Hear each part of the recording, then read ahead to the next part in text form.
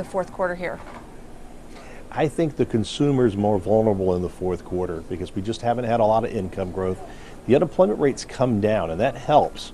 That helps particularly in sales of things like cars, because what's happened in the labor market is that fewer people are losing their jobs. So if you have a job, you feel better about the economy, and you might go out and replace the car you've been meaning to replace for the last couple of years.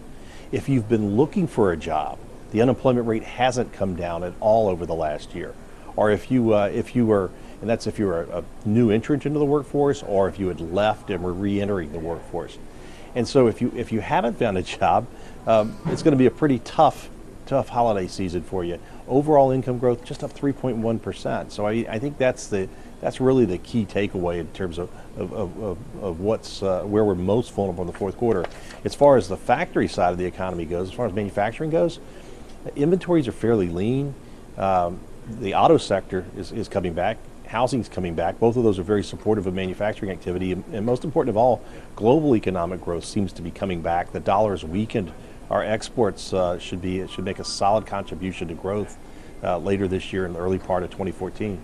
And in terms of what you're hearing, I mean, you sort of alluded to it from companies. For example, Boeing said the shutdown only had a limited impact. Ford CFO also indicated probably not a huge impact. Is that what you think we're going to start hearing consistently as we go through earnings season from corporate America? I think that you'll hear from manufacturers, from industrial firms, that the shutdown had a limited impact. I think that from consumer businesses, maybe restaurants and retailers, I think that the impact was somewhat greater. And I